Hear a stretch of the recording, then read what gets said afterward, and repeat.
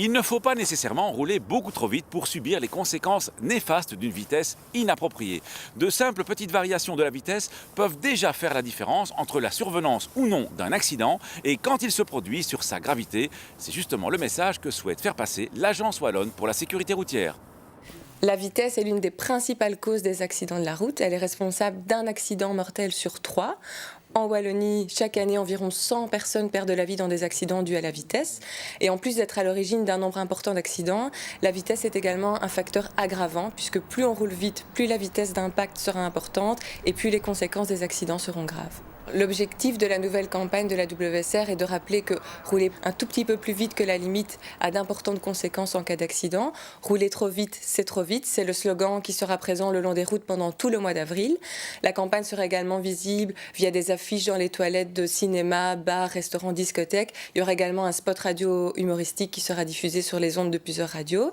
Nous avons également prévu un calculateur d'amende en ligne. Tout est disponible sur le site tousconcernés.be. Est-ce qu'on peut évaluer les conséquences de rouler juste un peu trop vite ? On estime que si tous les automobilistes dépassaient de 10 km/h la limite autorisée sur tous les types de routes, on augmenterait de 60% le nombre de tués sur les routes. Donc on voit qu'il y a vraiment un lien entre vitesse excessive et accident de la route et qu'il faut vraiment réfléchir avant d'appuyer sur le champignon. Plus on roule vite, plus on mettra de temps à s'arrêter. En agglomération, par exemple, si on roule à 60 km/h au lieu de 50, on mettra 8 mètres de plus pour s'arrêter. Et c'est encore plus significatif sur autoroute. Si on roule à 130 km/h au lieu de 120, on mettra 16 mètres de plus pour s'arrêter, ce qui équivaut plus ou moins à la longueur de 4 voitures. Donc si on doit s'arrêter pour éviter un obstacle, ça peut vraiment faire toute la différence. Les distances de freinage augmentent de manière plus que proportionnelle par rapport à la vitesse. Ce n'est pas parce qu'on dépasse la vitesse de 5% que les distances de freinage augmenteront de 5%. Elles augmenteront beaucoup plus.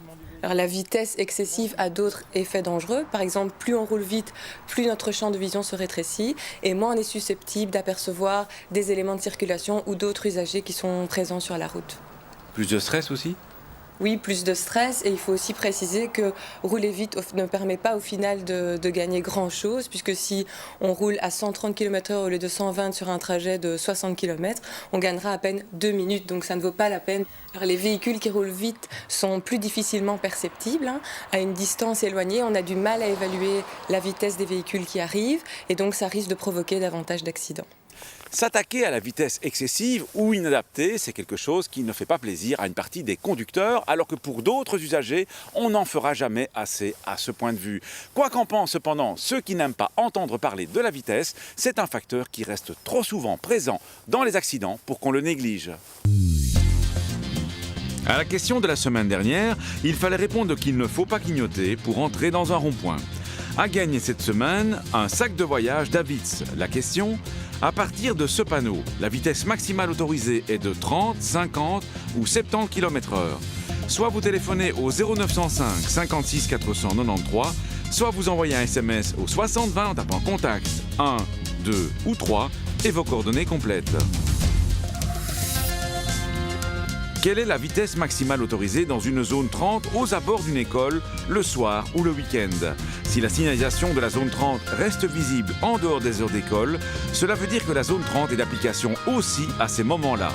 Ce n'est que si la zone 30 est annoncée exclusivement grâce à un signal lumineux que la zone 30 est inactive dès lors que le signal est éteint.